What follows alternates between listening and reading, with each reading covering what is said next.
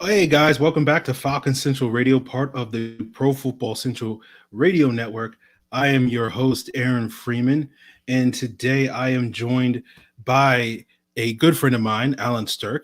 He is a person that is professionally handsome. He is a man that is on the Veterans Minimum podcast, a former Falcons contributor, writer, film breakdowner at the Falcoholic. Allen, man, welcome to the show. Man, I gotta put that on a resume. Breakdown. Yeah. That's gonna be And like my new alias. that's how I do it on Yeah, Falcon Central Radio. yeah. And on tonight's show, we are going to talk about the draft, but because Alan isn't necessarily a draft guru in terms of having his top, 35 players and fits for the Falcons, we're going to spin the conversation a little bit more to talking about what the Falcons' strengths and weaknesses are, what their needs are, and really sort of dive in deep on what they need to get out of this draft more so than specific players, but the positions, the roles, all those sorts of things. And we'll be revisiting the 2019 season, get Alan's thoughts on that. But, since the Falcons have been at the tip of the tongues of various NFL insiders this past week with rumors about them wanting to trade up, I'm curious, Alan, to get your thoughts on what do you make of these rumors? Do you feel like the Falcons should trade up, or do you feel like this is a draft where they need to hold on to their picks or even potentially trade back to get more picks? You assume the pressure's on, but I think based on Tampa Bay, because whether you like it or not, Tampa Bay is relevant for the first time in a decade. So I think the pressure of Tampa Bay, New Orleans having another really good offseason. I just think they feel the pressure, and who knows what Carolina's doing, but Carolina's also just the NFC South has ironically been very active this offseason. The Falcons, I feel, have been kind of one of the more duller teams over the past couple of years, and I think they just know they have to make a splash. And you look at the roster, particularly defensively, there are a lot of question marks. There's a lot of flaws. I could see why they would like to make a huge splash, given the pressure that's just across the whole franchise. I think Dimitrov and Quinn know they're kind of fortunate that they're still in the position that they're in, given that look at last October, they were 1-7. Every Sunday it seemed like okay, the countdown was on for them to be fired, and now they're still in the position. I just think they know they got to make a splash, and I'm not sure if they have the resources to trade up necessarily, but there might be a team, whether it be the Dolphins or the Chargers, where they could work something out, because I think those are two potential teams where they might want to trade down just to accumulate more draft picks and build their roster. Okay. Now, you talk about making a big splash. I'm assuming that you are in like mind with a lot of other people in that the Falcons need to get defensive difference makers, game wreckers, as Thomas Dimitrov earlier this offseason referred to. If you could sort of, what are the two or three positions that you feel like are the biggest holes currently on the Falcons roster, and that you would like to see them address as early as possible in the draft? I know everyone's going to say edge rusher and corner, but I think you have to put linebacker right up there. I've always liked Foye Oluokun, although I'm just not quite sure if he's someone you want to see him play every snap, just because there's some limitations, whether it be his coverage or just from an athleticism standpoint. Like that's, even though he's a reliable tackler and I think he's pretty solid against the run, he's just never someone that seemed like to have much range. And look, we know what linebackers are. They need to be, especially in today's NFL. You want to have guys that are athletic, aware. They have tons of range, and I'm not sure if Oluokun has that. That's why I think a guy like Isaiah Simmons, if they want to make a splash, that would be the guy. Like I watch him and just blown away. I know people are wondering like what's his exact position, but I think you put him and Deion Jones together on third downs, especially those Brady checkdowns. I think you're going to take up a lot. Well, you're going to erase space, which you need the NFC South going against guys like McCaffrey and Kamara. So I would say linebackers right up there with edge rusher and defensive tackle, might I add, given the loss of Crawford and who am I blanking on? They've lost Adrian Claymore, of course. Like they've lost them, and yeah, I would say defensive line. It's just all three areas of defense, but I don't think people are talking about linebacker enough, which has been quietly a very problematic position over the past few years. Now, you talk about edge rusher, you talk about D tackle, you talk about corner. I'm curious, sort of, where do you fall in the debate? Because I've seen a lot of people in this rage. throughout the offseason in terms of what do the Falcons need more? Do they need pass rush? Is that more important to invest there, or is it more that they need to improve their coverage? Where do you fall on that line? I guess you have to lean towards coverage because if you look at especially the film last year, whether some could say from a schematic standpoint, whether it was Quinn's kind of flawed, outdated scheme or the adjustments of Albright and Raheem Morris, I still think coverage wise there is a lot left to be desired. Whether it be Isaiah Alvarez, just mental errors or just him not having whether it's the technique or just the movement to stick with receivers, particularly bigger ones in man coverage, and then Kendall Sheffield kind of regressed as the season went on. I just think right now you look at the corners, it's the secondary in general. It's a lot of concerns just because it's like these guys. You look at the games, whether it be against Tampa or even New Orleans, especially that Thanksgiving game, like or even Carolina, for instance. Like those Kyle Allen games, they got away with some stuff. Even though Kyle Allen gave him some free presents, I still think they could have been exploited pretty bad. So I would say definitely coverage wise, still a lot of work needs to be done. Just because especially last year, whether it be through zone or man, just whether it be the communication on the back end, which I know has been a problem, or just guys not being able to play a man. I think it's just kind of a concern. Now, looking at the offensive side of the ball, how big a concern is it with the offensive line? Do you feel like left guard is still a major issue, or do you feel like right now, Jamon Brown between him and Matt Gano and maybe picking up somebody maybe in the middle or late rounds, they should be good to go and just let this offensive line gel together? Or do you feel like they still need a little bit more of an overhaul? I don't think Jamon Brown was as bad as people made it out to be last year, whether it be the coaching staff or just fans. He had his laps, especially when it came to like when he had a pull block, he would rarely make those blocks, whether it be getting to second level or just having to make those counter blocks. Like he was actually a better pass blocker than run block, which I was kind of surprised last year by. But I could see why they're kind of iffy on him just because he's just like this big 345 massive human being that I still don't know what exactly they're going to be running next year, whether it's going to be more zone or more power. But based on just glimpses, I would see Matt Gano get run out. But yeah, I think left guard is still obviously the major flaw, the major concern. But you have to say right tackle. Like I don't understand why Caleb McGarry kind of got passed last year. I thought Caleb McGarry was a major liability at times, and I think he's going to start this year, but I think there's reason for concern going forward at right tackle. Fair enough. Last question I want to ask you about the offense is, what are your thoughts on the skill position? Do you feel like they could use a little bit more juice there? I know they picked up Todd Gurley. They replaced Austin Hooper with Hayden Hurst. They picked up Laquan Treadwell. Yes, the immaculate Laquan Treadwell. Preseason favorite, soon to be. If there is a preseason, my bad. Yeah, that's a whole nother mountain, I guess we'll have to get to at some point. But I'm curious, do you feel like, obviously it's not a priority compared to some of these other issues on the roster, but do you feel like, getting another playmaker, whether that's a running back, a wide receiver, or tight end, do you feel like, try to get Dirk Cutter some weapons to see if he can maybe get a little bit more juice out of this offense? I think it's like they have 6 picks, right? Yeah. Yeah, it's like how much can you work with that, because you have so many holes defensively. Maybe you could try another receiver, but then it's like you have to analyze, because I know special teams matters. You're the biggest proponent of special teams. I'm on the special teams podcast. It's just how can many of these guys could actually place have snaps? Like, can I be on the active roster? That's I totally agree with you in the whole Treadwell sign, just for him not being very good in general. But it's like, what's the point of signing if you can't play special teams? So that's why when it comes to skill position player, you kind of like trying to figure out okay, maybe for year 2 or year 3, but still it's like if you're taking someone in the 3rd, 4th round, you kind of want to contribute immediately. So I think it varies, but I don't know at this point, in terms of skill position player. You assume they're going to take a chance on one, but then again, I know this is kind of a crazy take no one wants to hear, but I think this might be the year you take a developmental quarterback. Okay, I want to circle back to that, because that's a bold take, I think, from a lot of people's eyes. You talk about special teams, though. Doesn't it make sense that they could draft somebody that can return, because they don't really have a returner on the roster right now, right? Wait, Kenyon Barnes didn't get re-signed? No. Oh, jeez. All right, sorry. That totally crossed my mind.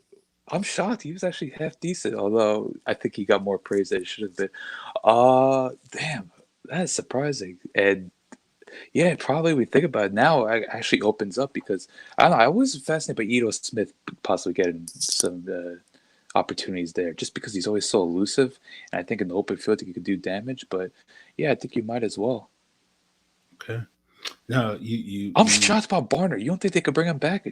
I assumed that they were going to bring him back, but they're not. So Wow, I totally blanked on that. Sorry, folks. all right. But that doesn't give you an excuse to skip past the whole taking the developmental quarterback thing. You feel like there's time to start grooming the successor for Matt Ryan, or do you feel like they can find an upgrade over Matt Schaub or Kurt Bankert as the number two? Because personally, I think one of those things is impossible to do. But go ahead. No, no, no. Well, the impossible is possible when it comes to upgrade from Matt Schaub. The 435-yard per game Matt Schaub last year. But no, I just think with him turning 35, like why not? I totally agree with Steve Palazzolo, who's a big proponent of why not every year if you're kind of in a settled position. Why? Which I know the Falcons aren't necessarily settled right now, given all the friction across coaching staff and roster. But why not at least 6th, 7th round, just every year take a quarterback, see what you got. Maybe someone it could be a gem. So at this point, with him being 35, and what's 2-3 years from now, what's who knows what's going to happen. And I know people are saying, hey, maybe they get Deshaun Watson, exploit Bill O'Brien, but look, that's a pipe dream at this point. I just say, why not if the opportunity is there and if they like somebody, because I do think at some point you can't rely on good old matchup. Okay. So, having this conversation about 10 minutes into the podcast, it seems like they could take a quarterback.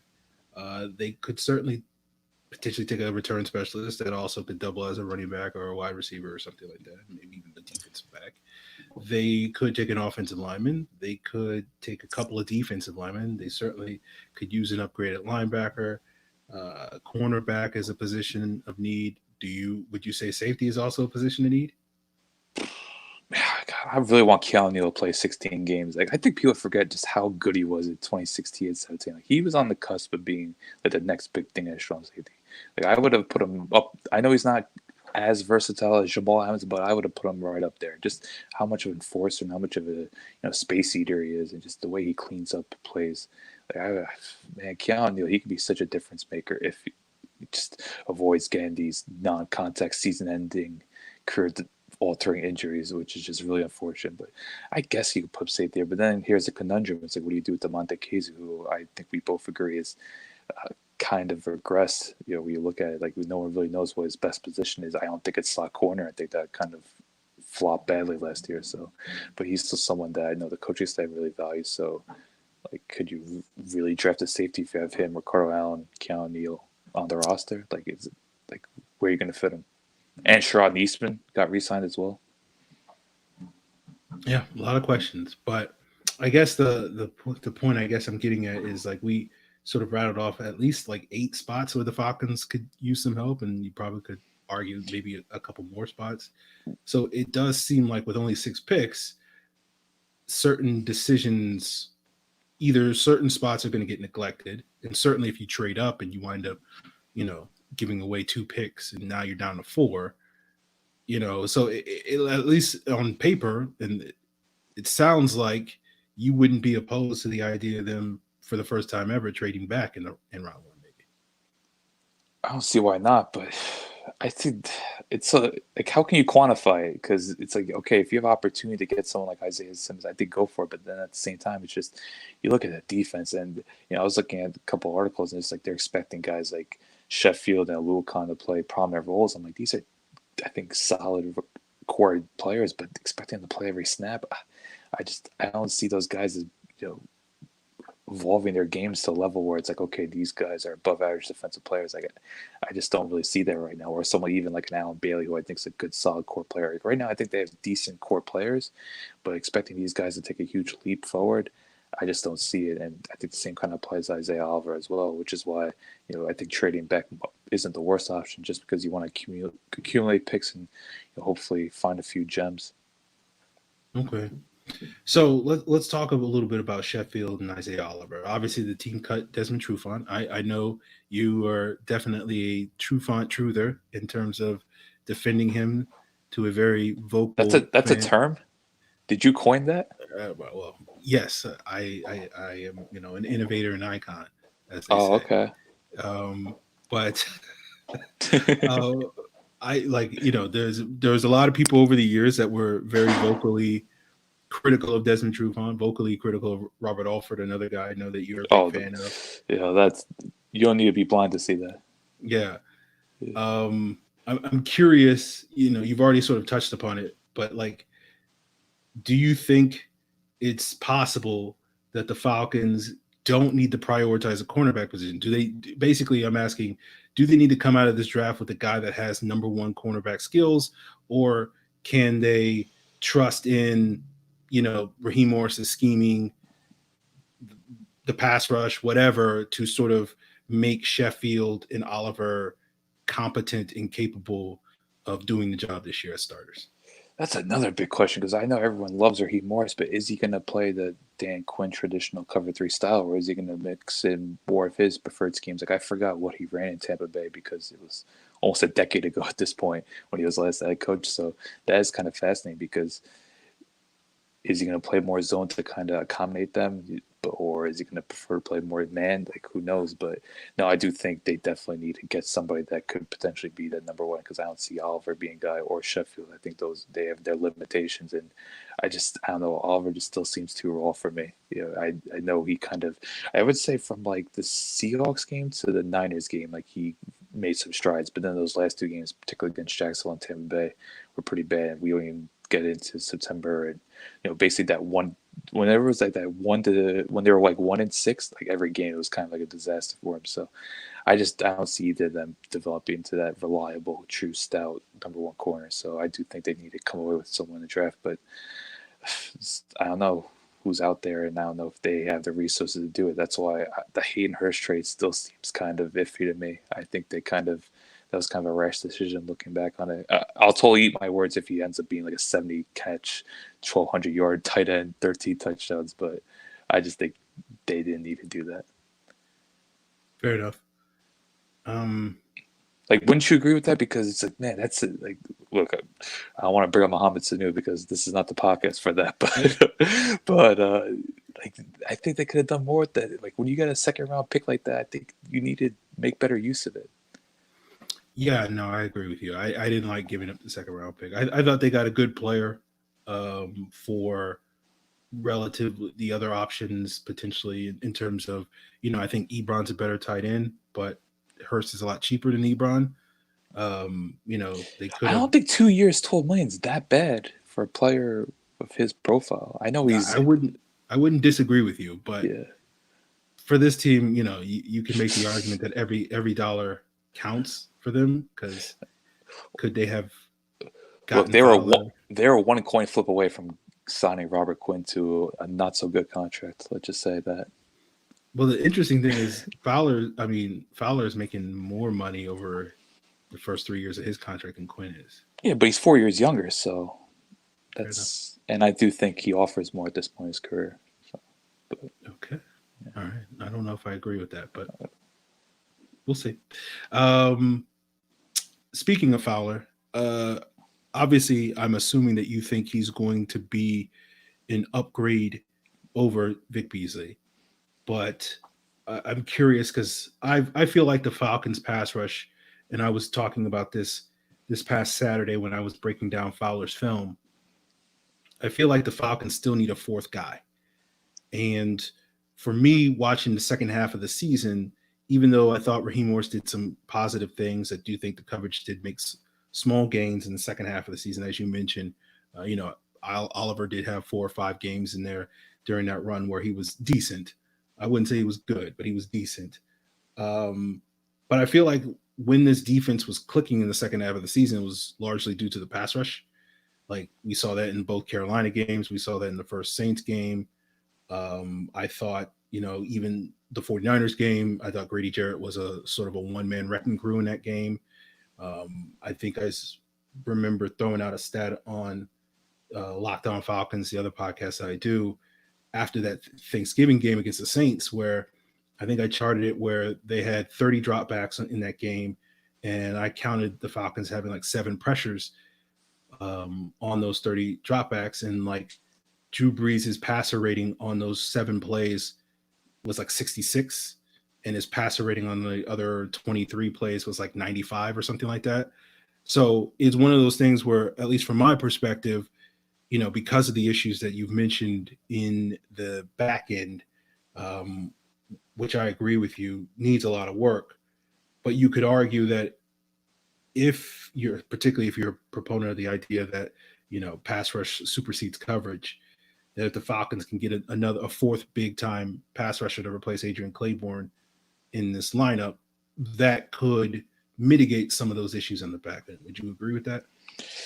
Yeah, but that's like I feel like we've been having this conversation for like 2 years now. Like it's just like a never ending thing. It's like, okay, try to stock up on corners. But I do remember you kind of basing on like depends on what scheme you run. Like, are they going to run more zone? Man, that's why it's so confusing. Whether it be talking about their cutter or talking now about Raheem Morris, it's just, are they going to make major alterations to what they ran from last year? Like, is Dan Quinn going to make some serious changes? Like, I know he's talking about taking less control, like admitting that he took way too much of, whether it be initiative or just for responsibility, however you want to phrase it. Like he took too much of early in the season, but I don't know what we're going to see schematically. I know we can't get that information, but I do think that dictates what they're going to, what the direction they're going to go in, because you see what to say, like a team like Indianapolis, they run, I think they play zone more than anyone in the league, and they're pretty much, their priority is avoid of having plays go behind them. Like they want everything in front of them and then just rely on their open field tackling, which I know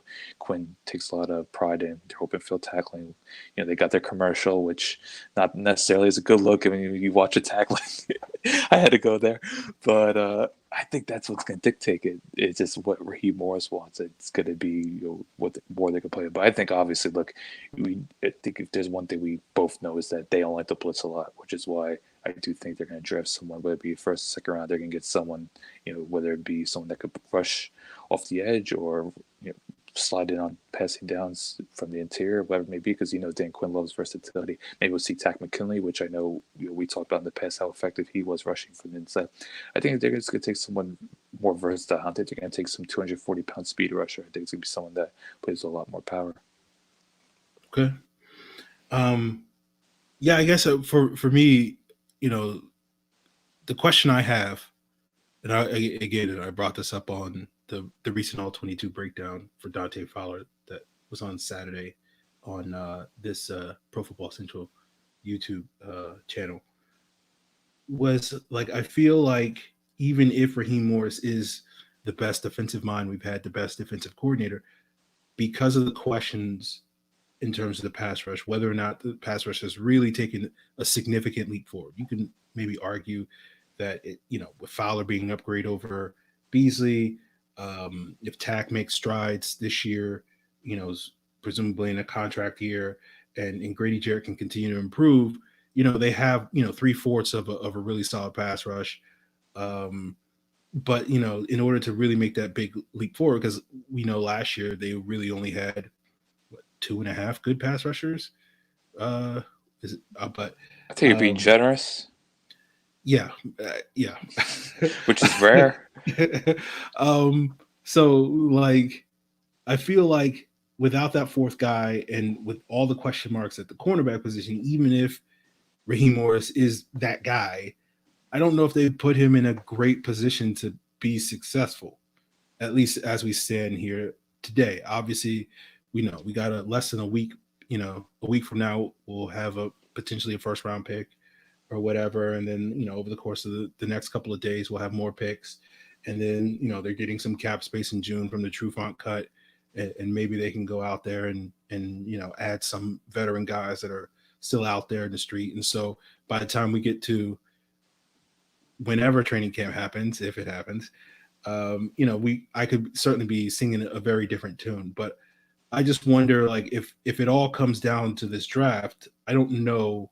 Again, this gets back to the earlier point where with just 6 picks, like, I don't see, unless you can absolutely nail those first 2 picks, and get a big time pass rusher and get a big time cover guy. But like, if you wait till round 2 to get a pass rusher, are you going to get a big time pass rusher? History kind of tells you not. And then if you wait for a corner, I mean, it's not to say that it's unprecedented that a second round corner has come into the league and played well, but typically those guys that come in right away and impact are, guys like Denzel Ward or Marshawn Lattimore or Jair Alexander. These just guys about to say Jair Alexander. Yeah, these guys are taken in, where the Falcons are picking or higher, 16 or higher. So it kind of feels like they're, kind of damned if they do, damned if they don't. So it feels like in addition to whatever they decide to do on draft day, there has to be another big move if they're going to really move the ball forward. Is that fair? I guess. So what you're trying to get at is that you're not really buying into the trade talk. Yeah. I mean, to me, I've been hearing every year for forever that Falcons going to trade up. Last year, they're going to trade up for Ed Oliver. They love Ed Oliver. Basically, for the 6 weeks leading to the draft, that's all the rumor mill was. They technically did trade up the last year. You have to say, yeah. Yeah, back from round 2 to round 1. And I think that's what's interesting to me. It's like when you really look at their trades, outside of the Julio trade and outside of maybe the Sam Baker trade, because I think they gave up 2 2s because they had 3 2s that year. Yeah. Like, they almost never trade more than like a third and a sixth, And so you hear the reports from last year that they were interested in trading up. But, I think the Peter King reported that last year that the Broncos were picking 10th, had the Falcons and the Steelers on the phone, and the Steelers wound up trading up for Devin Bush, and the Falcons, and the Steelers gave them a better offer. And I guess the point I'm trying to get at is, like, unless they're willing to give up a third, like they're willing to give up a third, basically, is what I'm saying. But other than that, like, they don't really make these big, bold moves. But that's what you would have to give up more than a third to jump into the Isaiah Simmons sweepstakes or the Jeff Okudah sweepstakes or the Chase Young sweepstakes or whoever. So I feel like if they do try to trade up, it might be to like leapfrog Tampa Bay or something because they're afraid that they're going to get Javon Kinlaw or something like that. But other than that, like, I'm just not buying it. I heard the same with the Jets as well. The Jets are 11. Yeah. So that could be a possibility. But I don't know, like Dave Gettleman, do you try to give him a call, even though he's notorious for not wanting to trade back? You got to play the Gettleman factor. Yeah. I mean, it would be fun to fleece Dave Gettleman, I guess. Yeah. Right, because unfortunately, Bill O'Brien is nowhere to be found in this equation. Yeah, unfortunately. But no, you do make valuables. I forget. Didn't they trade up for McKinley or not at all? They did. They traded up. They gave up a third and a seventh, I think. Okay. You can't really count that, right? I mean, but that's what I'm saying. Like, they gave up. They traded like a third and a sixth for Trufant. They traded up like a third and sixth or seventh for McKinley. I think they gave up, obviously they gave up their 2 last year to go to 1 for McGarry, but I think they gave up their third and a 6th or 7th in addition to that to get McGarry. So, like, I'm just saying, like, it doesn't seem like they're really, like, they're always talking, they're always active, Dimitrov, Trader Thomas, all that sort of thing. But, like, I don't think they really are going to get into the market like I think a lot of people think of really trying to move up. And when you couple that with, again, all the needs that they have, like, I feel like they can't really afford to give up a third. You don't think they'll panic, though? That's why I think the concern is whether, because I do think perception is starting a little bit take over in Atlanta. Like, you see, because look, they're going to have to look at their rivals and see what they've done this offseason. Okay, Carolina's maybe slightly regressed to an extent, but there's still a lot of moving, exciting pieces there. And then with Tampa Bay, it's pretty self-explanatory what they've done in New Orleans as a contender. I just think, I don't know, they could be pressured into doing something because they just look at their roster and whether it's, once again, Quinn Dimitrov kind of put their trust into, their young players developing, but at the same time, they kind of trust the pieces, whether it be Oliver, Sheffield, or Lucan. Maybe Alan Bailey has a rebound year, even though I didn't think he was half bad last year. Maybe they value those core pieces. They could make that step forward and then bring in that one big splash pick. Who knows? But that's why I just think they're kind of resting on their laurels. Like, I think if this was, say, 2017, we having this more positive conversation because this is following the 2016 draft where they nailed pretty much everything. Now, after a few in different draft classes, I guess we could say. That's probably the best way we could phrase it. I can see why there's a lot of panic and, I don't know, maybe a little apprehension. Yeah, yeah, I don't know how you quantify this point because it's just okay. For one instance, it's just okay. You want to get this game changer. You want to get someone that could be right up there with the likes of Grady, Jared, and Deion Jones. But at the same time, it's just like you look at all three levels of the defense. It's like I don't think this is going to pan out well against the likes of New Orleans and Tampa and whoever else. I know they got to play the AFC West. It's just the schedule was crazy this year. And it's just now you're kind of putting yourself in position, especially with the injury luck they've had over the past few years. You also got to take that into account. And I just think now teams know across the league is like you need to have three capable corners. And right now they have essentially none with experience of playing at a consistently high level. yeah. I mean, for me, it's just like no one is as down on the Falcons roster as I am, right? That's fair, right? You know, I think a lot of people are though. You don't think? no, but okay. We're not counting fans. I'm talking about the team. Okay, All right. like obviously the team has a much more favorable opinion of their roster than I do. I would hope But so. I also don't think they're so blind to their issues to the point that they think they're one piece away from, like, to me, like the best case scenario is they're like one piece away from the 7th seed. And yeah, you can certainly say like, okay, if they can get the 7th seed, they can save their jobs or whatever the case may be. But I just feel like putting all your eggs into the basket of one rookie, even if he winds up being a top 5 pick, I just think is a very bad bet. Yeah, that's a valid point, but I do think, look, based on the past few years, you kind of have to say they are kind of blind because look, what was it, 2018?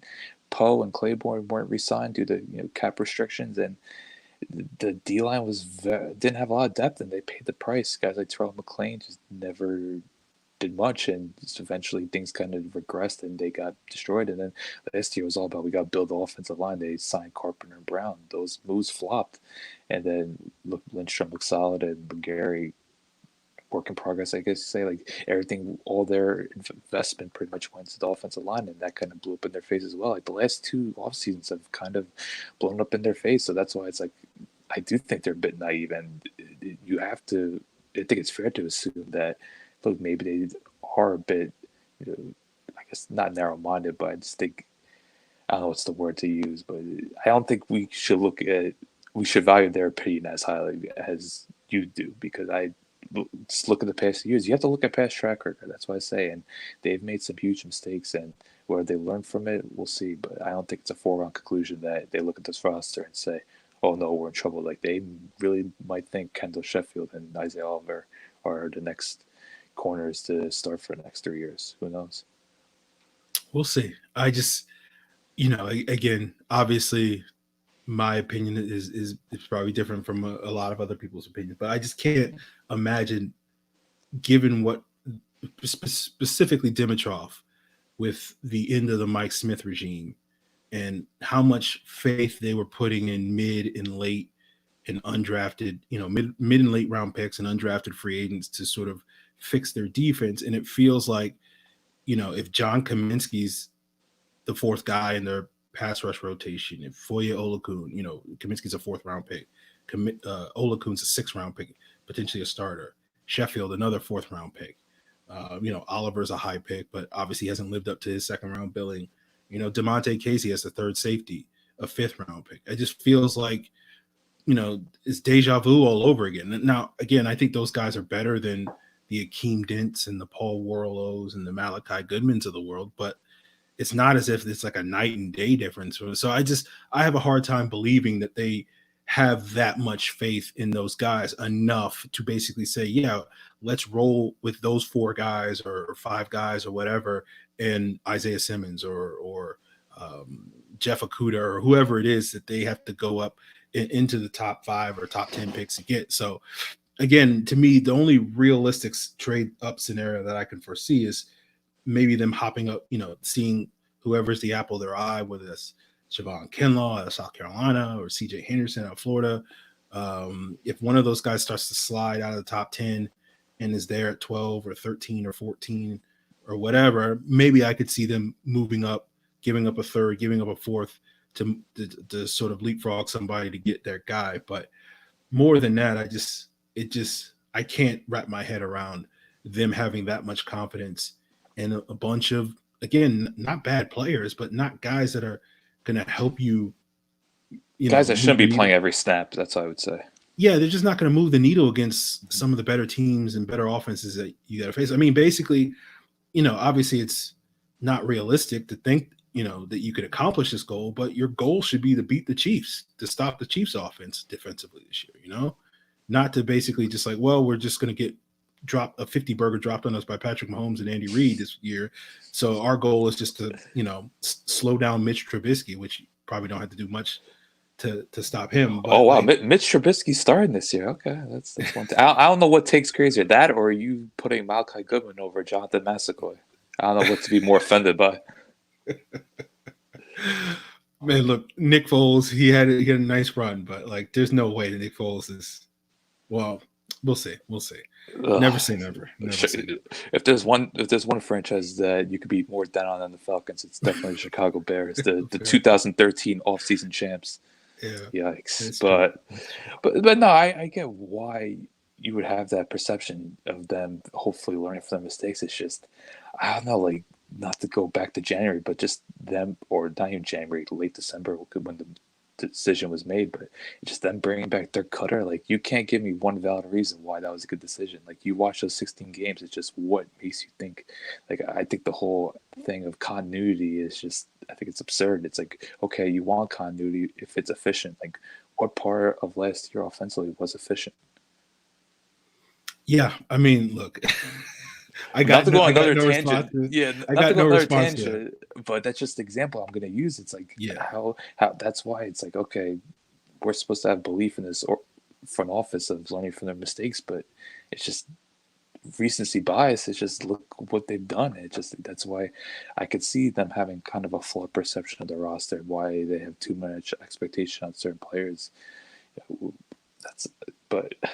That's the whole conundrum. But I think maybe them trade up to like 5 or 6. That's a bit too far fetched, because you look at, I think, Miami and even the Chargers. These are, I know they're coming off bad years, but these are organizations that they're kind of moving in the right direction. I like some of the things they've done in the offseason. I don't think they're teams that are going to get fleeced. Like, even though we joke around about certain organizations being bad, there's not too many out there that are going to get totally fleeced. There's not every team's the Texans, the Giants, or even the Raiders, for instance. Yeah. Because that's what it comes down to. Like, you have to look for the perfect partner. Like, look, if we were a Cardinals podcast a few months ago, would you expect DeAndre Hopkins to be on the roster right now? Like, no. Like, you have to find that partner, and I don't know if it's out there. So I think that's another thing you have to keep in mind. But I don't see them trading down, though. I think that's one thing I think we could kind of erase, because I just think right now, Dimitrov, there's just so much pressure on him there, at him and Quinn. They just know they have to get someone in there right away that's going to play 500, 600 snaps, and whether it be a guy like Kittle or Henderson, like, they're going to get some sort of like high-end prospect. Because look, if we know, once again, recency bias, it's going to be someone that is kind of off the radar, or someone that is kind of not necessarily the most favorable choice. Like, that's just been proven over the past 3-4 years. Yeah, I mean, you brought up Dirk Cutter, and that's a whole hill to climb. But I tried to avoid it, but it's just, you want to talk about evaluating your entire team. You look at his name there. I just don't understand it. I mean, and I think that's part of it, where it's like, okay, they have some weird confidence in Dirk Cutter, but they can't really be like, oh, Dirk Cutter. Like, I mean, that's why I feel like the defense they have to get as many good players on defense in this draft as they possibly can, and just can't throw away picks, even for one superstar, because it's like, let's say you trade for Isaiah Simmons, is he going to help your pass rush? Is he going to be going that's up the against problem with it. Ali Marpet and wrecking him in games or whatever? Is he going to be covering Devontae Adams? I know people love Isaiah Simmons' potential, but like, he's not covering Devontae Adams. He's going to get wrecked by Devontae. He's not covering Tyreek Hill. So he could cover Michael Thomas. Yeah, that is definitely true. Yeah. No, I get it. It's a bit of a pipe dream, though. I out of all the prospects, I'm fascinated by Isaiah Simmons. I want to see him just go somewhere and prosper. I think he's such a fun, dynamic player. But then again, him coming to Atlanta, I think would just create a lot of friction because then it's like, okay, you still have no major belief in any of the cornerbacks developing at the stars, and because I just don't see Oliver Sheffield ever becoming that. And then you look up front, it's still a lot of uncertainty. Like I still am kind of surprised to let Adrian Claiborne go. I still think he's a very effective player that could cause damage, and I know Quinn has always really valued him, so that's why I'm just shocked they kind of let him go to the wayside like that. Yeah, agreed. Because he can still play. Okay, he doesn't have the sack numbers, but he's still someone that could create havoc. He's still someone that you run a lot of twists with, and you can slide him inside out. And okay, maybe he gets a little dinged up here and there, but he's still a high effort, high motor player, well respected in the locker room. He's just someone I know that could still play a valuable part in the rotation, considering how much they rotate. That was a decision I was shocked by because people are asking me like, oh, what do you think? Because I mentioned Claiborne after they signed Fowler, and they were like, Claiborne's a free agent. You think we brought back? I'm like, yeah, why would they bring back Claiborne? And then a week later, it just blew up in my face, almost as bad as not knowing Barner was resigned. But it's just, I don't know. I think kind of like Brian Poole as well. Like, that Quinn just values these guys more, but it's the NFL. You don't know everything. That's what you got to realize. People make mistakes, I guess. Yeah. I mean, just like, on the note of Claiborne, he was. I know Teron Armstead had the flu in that game, but he destroyed Teron Armstead in that Week 10 game. He destroyed Dennis Daly, whoever was the Panthers left tackle the following week, just absolutely obliterated him. That Panthers game was carnage. Like that first, dude, those tackles were just going flying. I think Greg Little as well. Yeah. So, and he's not the player that he was, at his peak. I guess what 2016, 2017 was probably his peak. Oh yeah, definitely. I know 2017 he had the crazy game, but he's still okay, the sack numbers. He's just not good. Not a guy that's gonna get a lot of sacks, but the effort and just the pressures he's gonna create. And quarterbacks, they're gonna be a little antsy when he's whether it be him and Tack or him and whoever may be. Like he was so effective running those twists, especially if you remember in 2016, him and Dwight Freeney. That was the best times, man. Yeah, I mean, just like him being the fourth guy, like that's all we needed him to be. Like you knew he was a solid fourth option, and I don't know who that guy is going to be, and that's part of the reason why I'm like, I'm all about Javon Kinlaw because I feel like he's one of the few pro-ready, relatively speaking. I mean, as pro-ready as you can be as a rookie, pro-ready guys that can come in and be a disruptive force up front and be a guy that can give you Claiborne-like production right away. But outside of him, I don't see anybody else. And it's not to say that other guys won't come to Atlanta and, over the course of the next 3 or more years turn into good players. But I just don't see, unless they go out and get a veteran after the draft, and, I'm going to still be taking shots at the Atlanta Falcons official Twitter and telling them to sign Michael Bennett. Just gonna mention that Michael Bennett's gonna show up on a scooter in late July. He's gonna be drinking a margarita or something. At this point in time, I thought he was done, but watching Dante Fowler and seeing Clay Matthews still wreck shop a couple of times last year as well. I know he can't trust him to play more than 6 games a year at this point in time, but I'll take 6 games of Clay Matthews over 16 of whoever Allen Bailey. I wonder how much faith they have in Allen Bailey because I know Quinn really wanted him. I remember when he signed him. What was it?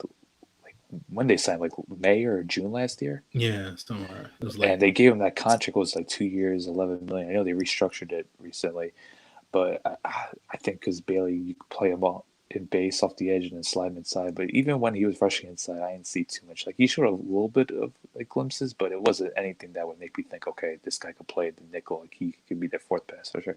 I didn't see enough consistency for me from watching the tape that I think he could play that Claiborne, Jack Crawford role and be consistently effective. He just didn't do enough in one-on-one situations. Didn't have a lot of moves. It was just more straight power. Yeah, I was disappointed with him as a pass rusher last year. I thought he did good work as a run defender, but because he had in Kansas City, he put up good numbers. You was expecting more based on looking at the numbers, and there was times there were glimpses there. I know Kansas City had a boatload of well-known pass rushers, but he flashed at times there.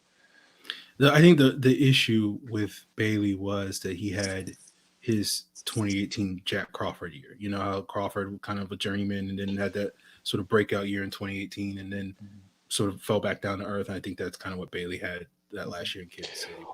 Although, and you pointed this out, I remember a few weeks ago when Crawford signed Tennessee, this comes back to a scheme standpoint, like that, even though it kind of was effective at times, whether it be 3-4 or what would you describe more as like a 3-4 or a 5-2? I switched between both, so I just to cover both bases. Yeah, Yeah, like when I was trying to do the breakdown of this, I was like, are they running a 3-4 or a 5-2? Like I got Will McFadden, shout out to him, he's calling a 5-2. And then there's other people calling like a 3-4. And then I got Matt Bowen doing breakdowns calling a 5-2. I'm like, oh, damn it! Like I'm trying to understand these alignments right now, but I do think the guys like Bailey and Crawford kind of, or in Claiborne as well, kind of they just weren't good fits for it. Like compared to guys like Grady Jarrett or Tack McKinley or Tyler Davidson, I think they fit a lot better than those two, and I think they totally kind of brushed away from it in the second part of the season. So maybe kind of moving away from the whole 3-4, 5-2, however you want to label it. I think getting away from that could possibly be beneficial for them.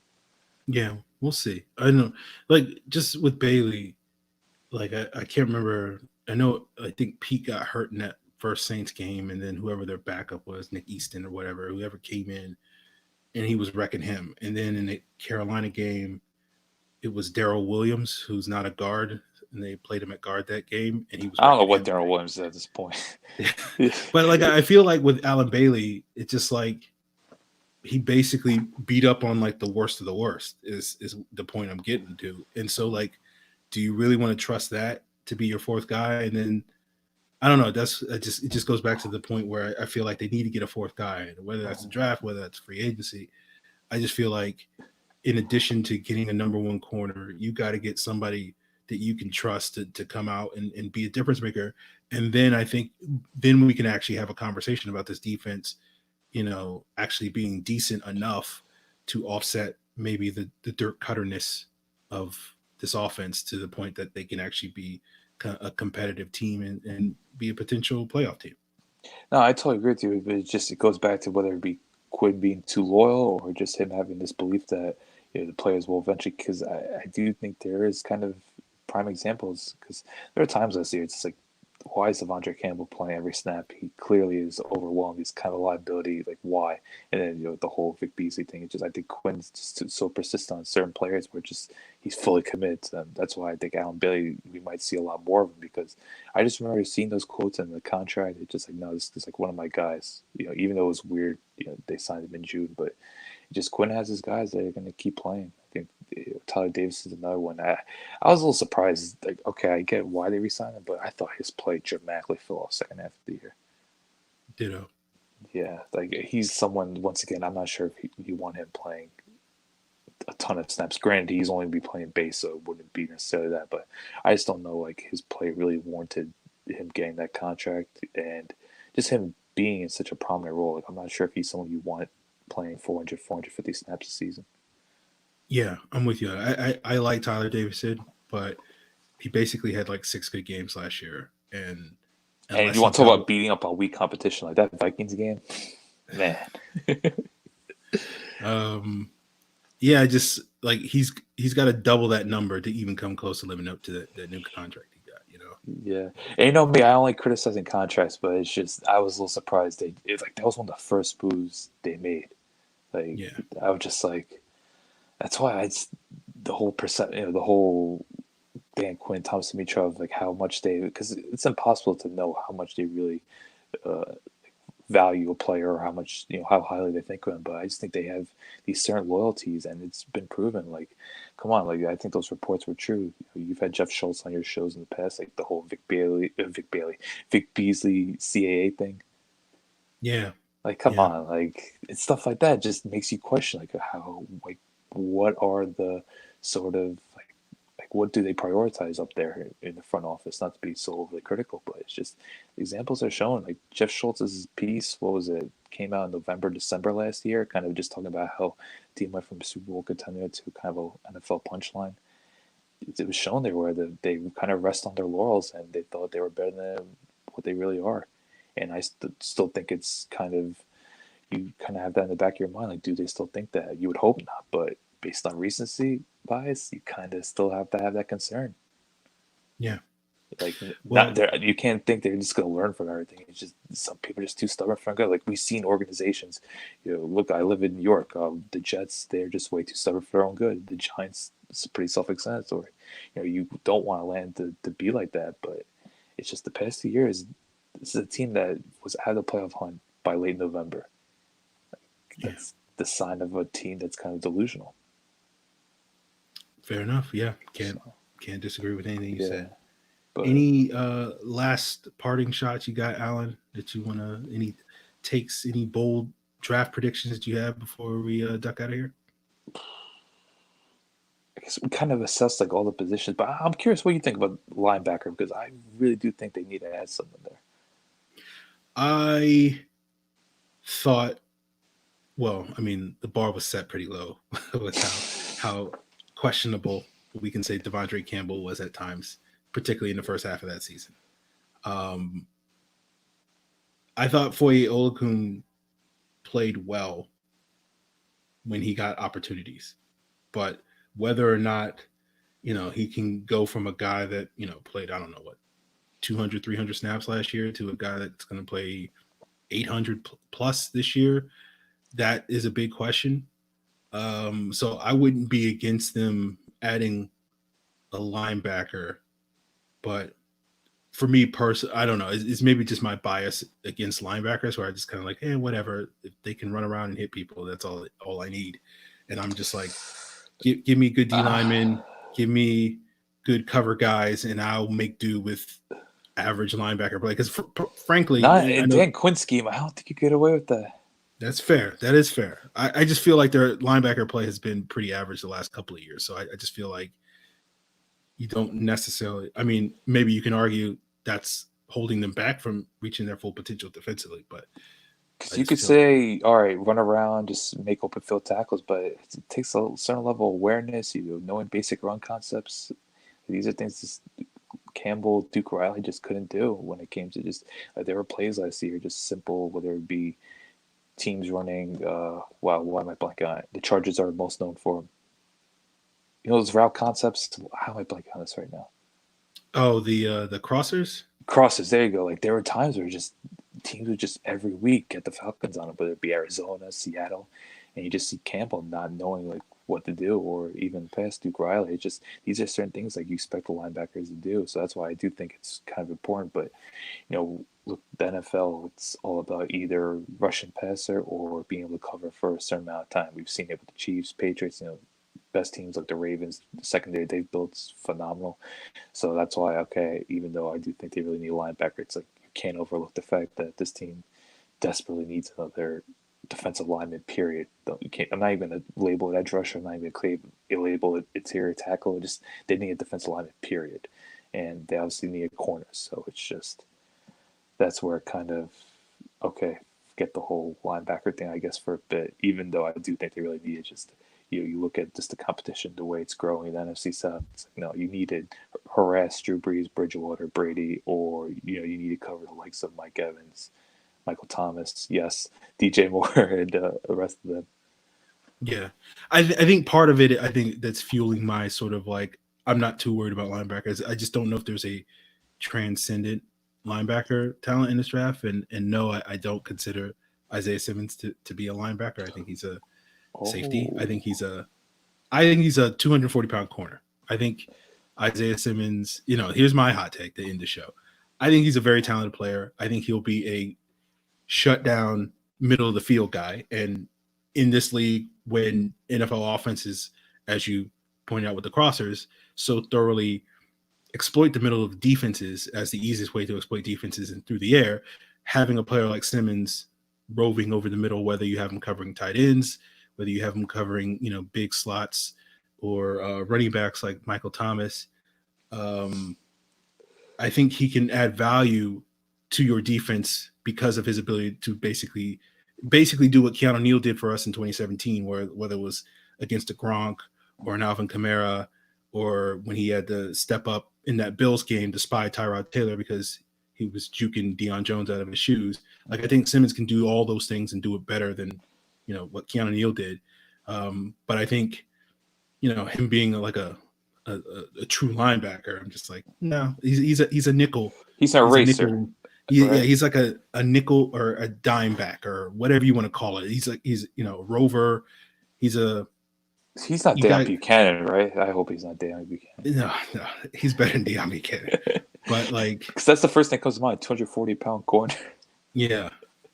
I mean, like, I think he has value in this league, but I just feel like the conversation around him is like, oh, he can do this, he can do this, he can do this. I'm like, he can do stuff. Don't get me wrong. As I just named like 3 things that he can do at a high level, but I just think he's really valuable a nickel and passing downs, not necessarily in terms of what he's going to do in your base defense. Okay, fair. Okay, I have one last. This is question/take because I remember asking this question in August on Twitter, and I didn't get a lot of sensible takes. It was just a lot of angry Falcon fans. So this is, I need a rational take here. Why do people hate Michael Thomas so much? And how did the running back thing come about? Other than the whole, obviously yards per catch thing. I mean, he's a Saints fan. I mean, he's a Saints player. I know, but there's 52 other ones. I think it's because Saints fans put him up as like he's the best wide receiver in the league.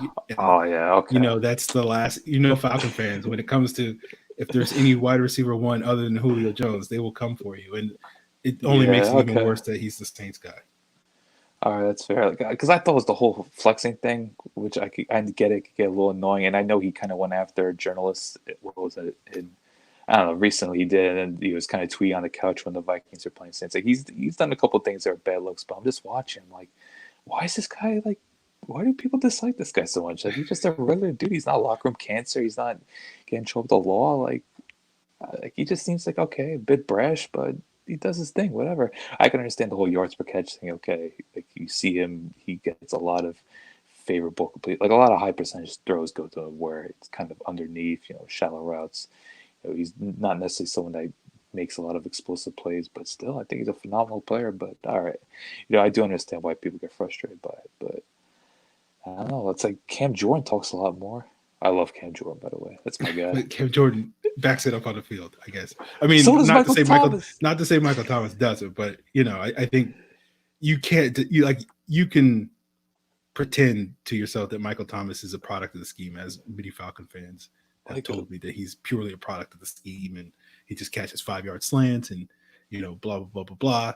You can't really say Cam Jordan's a product of the scheme. That he's been beasting Falcon right tackles for like 6 years. Oh man, he put Ronnie Schreier into retirement. Bums me out. But I don't know. We gotta find like a Saints player to get. I know. Look, Andrews Pete's kind of the punchline, but I think Saints fans even know that he's not very good. So I don't know. Just the whole Michael Thomas thing is weird to me because for me, he's legitimately top 3, top 5. It's kind of like Julio Hopkins and then either him or Devontae Adams for me. So that's why the whole running back thing. It's fine. Don't get me wrong. I like it. Better version of Jarvis Landry. It's all cool. But it's just, I was just wondering, like, when this guy becomes so hate? Okay, he's done a couple of questionable things, but it's like he's not that horrible of a human being. And maybe I'm a little biased because he has been on my fantasy team the last couple of years, like my main league, and he's actually won me a league once. So maybe that's what. Yeah, that's probably. I put some numbers, man. Like he just put some numbers. So I don't know, but it's just I think there are a lot more players that are. I don't want to name anyone, but like there are other players out there that you should have more animosity towards. I'll say that. Yeah, no, I think Saints fans haven't done him any favors, but.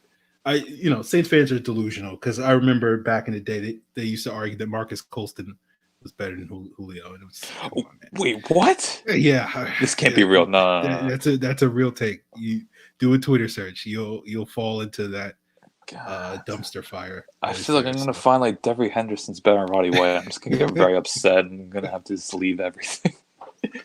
Because you know me with Roddy White, man. You don't touch that. Or I'm going to see – I'm trying to think of some random Saints edge rusher right now. I can't – like, who was the Saints edge rusher in, like, 2011? The late Will Smith? Oh, come on. Let's not mention Will Smith. That's a good man. Okay, like, I could see them mention, like, Junior Gillette being better than John Abraham. And I'll just be like, all right. I don't need this in my life right now. Junior Gillette. Oh my God. Junior Gillette throwing chainsaws at people or whatever he did. But all right, I think as usual, we had to get a couple of jokes in. But I don't know. I just think Michael Thomas, maybe we could lay off a little bit. But then again, look, I understand. We all know about the Falcons Saints rivalry. It's the craziest thing out there when things get heated. Look, the debates are going to be flying. What can you do? And it makes Twitter a little bit more of a funner place. But I don't know. I don't think Michael Thomas is a horrible human being. That's all I'll say. Okay. No comment. Alan, let the people know what are you up to these days, where they can find Veterans Minimum, and what are you doing as you try to survive in this, as they say, division like New York City up there. I don't know. There's a lot of uncertainty right now. Even with Veterans Minimum right now. Yeah, I've been doing that, but even that's a little bit hiatus right now. I don't know. It's just kind of the job market is just weird right now. Like I'm not really contractually anywhere right now for the first time in a very long time, and just seeing a lot of the layoffs going on right now. Especially I worked at Billboard in 2018. Like 35% of their staff recently just got laid off. So yeah, it's pretty depressing times out there right now. Not to be all down, but it's right now. It's kind of figuring out life, learning how to cook, doing a couple other things, just trying to be as productive as possible. Because right now, it's just you can't really do much out there. So, I'm trying to still stay engaged with football as much as possible. I am looking forward to the draft, just seeing what teams can do. And so also, we just need something to talk about at this point. That's why I think free agency couldn't have come at a better time for like 4 days. It was just boom every day. So that was cool. But at the moment right now, just not really doing much. It's just hard to be productive right now. But hopefully this thing, June, that's I guess the most realistic thing we could look towards. June, things eventually alleviating, and we can get back to producing content and doing what we do best. But yeah, at the moment, not really doing too much. Okay. Well, if you're watching or listening to the show and you need a calm, collected Falcons takes, Allen's out there. He's on Twitter at Allen_Strk. That's ALLEN_STRK. So he can, and he, unlike me, he knows a lot more about other sports than I do. I'm just straight football. He can talk pretty much anything else. Yeah, I would say I have a good knowledge, whether it be soccer, basketball, MMA, boxing, etc. I do want to mention, though, I am very excited about this Sunday. I don't know if you particularly care, but this Sunday at 3 o'clock on Fox, they are airing the Falcons-Broncos Super Bowl. That was the first game I ever watched, and I might do a live tweet that day. I might just tweet the whole game and, probably get, I guess, up at least 4 Eugene Robinson jokes in there. I'm trying to plan things out. But it was the first game I ever watched. Like, I remember Falcons-Vikings back in NFC Championship game because my brother was a huge Vikings fan. That's why the Vikings will always be my second team. That was like the first glimpse of football. But I just remember Falcons Broncos that Super Bowl. I had like this big inflated goldfish chair. I just remember sitting there eating Pepperidge Farm because my dad worked there, just watching Falcons Broncos and be like, the team doing the dirty bird dance and the black jersey is gonna be my team, and that's how I started watching them and rooting for them. So that's where it all began. So I definitely want to watch that game. I'm really excited. It's gonna be on TV. I know they got smoked, but still, I want to see. I just want to see what really happened because we back in the day did like a whole commentary of Falcons Vikings back when mysteriously games were being uploaded on YouTube for 4 days, which we totally took advantage of. But now like it's on Fox. Like they're reshowing Super Bowls, and obviously they show Falcons Patriots, which we don't need to say anything else about that. But Falcons Broncos, I'm kind of looking forward to it. Yeah. So clearly you've come full circle. Oh, and speaking of teams in black uniforms, what are your thoughts on the new uniforms?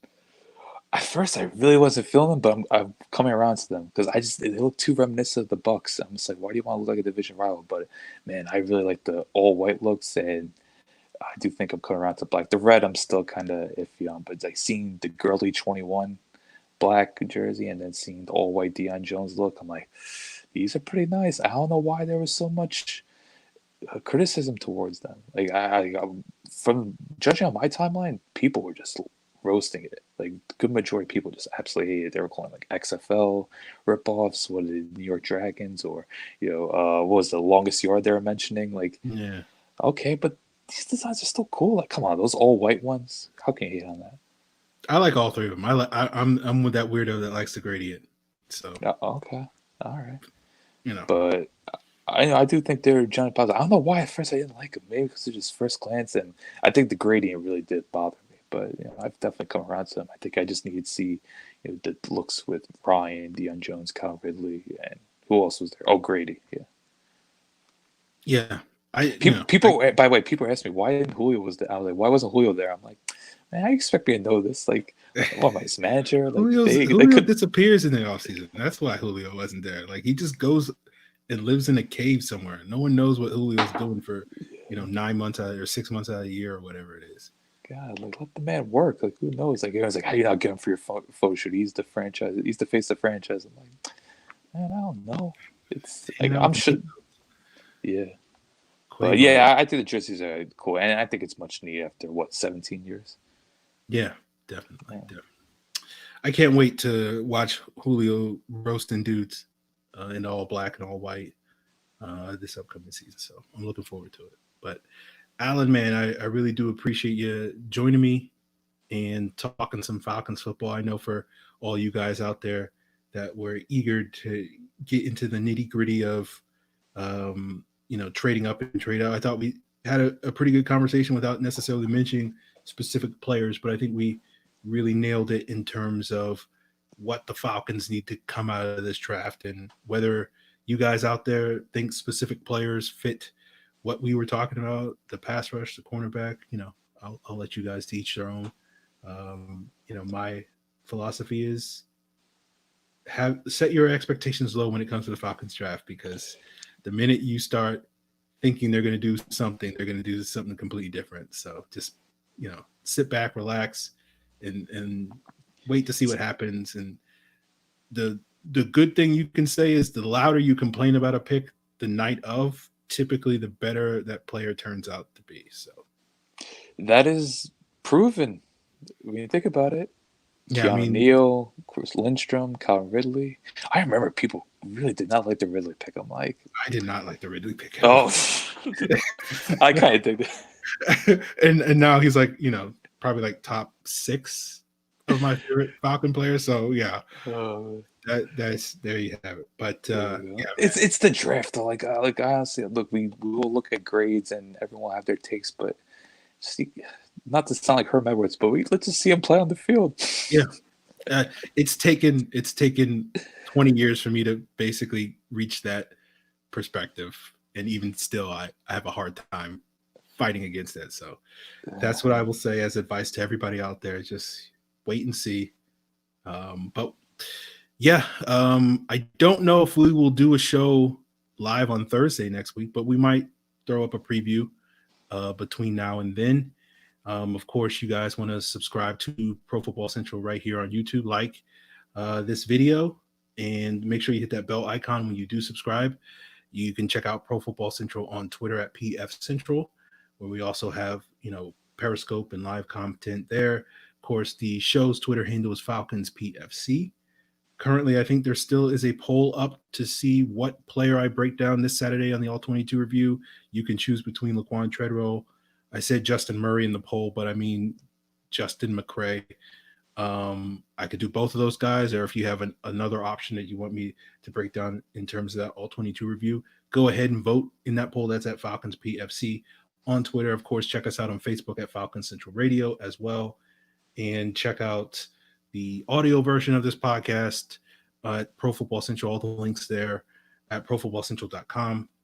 And we definitely will do something live next week for the draft. I don't know if we'll do it for night 1 or night 2, but probably at least Saturday we'll do some live stuff for something, and I'll try to get people, maybe even this guy I'm staring at right now, get a whole bunch of people on for Saturday to sort of recap the Falcons draft so far, and we'll have some fun watching day 3 of the draft or live or whatever we do. I'll let you know, my father might be having IT issues. Thomas Dimitrov, not the most tech savvy guy. He might need my help. My hair is not as long right now, but no, I gotta get back to Dimitrov levels in a few months. But I will say, if you do a Laquan Treadwell review, you better not leave out that one-handed catch he had 3 years ago. Remember that one-handed catch? Remember that one-handed catch he had? No, I don't. I got to go back This 3 years to get a highlight real play for the quadrillion. Okay. Well, he scored a touchdown against Seattle, but it was like the biggest broken play I've ever seen. Yeah, You remember that Monday night game? yeah. Wide open. Like, Yeah. the fact that he caught it was a miracle. Oh, Yes. hey, 11 first-round picks. That's all that matters in life. 100% true. Get that Lombardi. Yeah. Well, man, there you guys have it. Hashtag old times. Be back later for more Falcons Central Radio this weekend and then next week. Appreciate you guys for checking us out tonight. And, stay safe out there and, relax Absolutely. when it comes to the draft. Oh, good luck with that.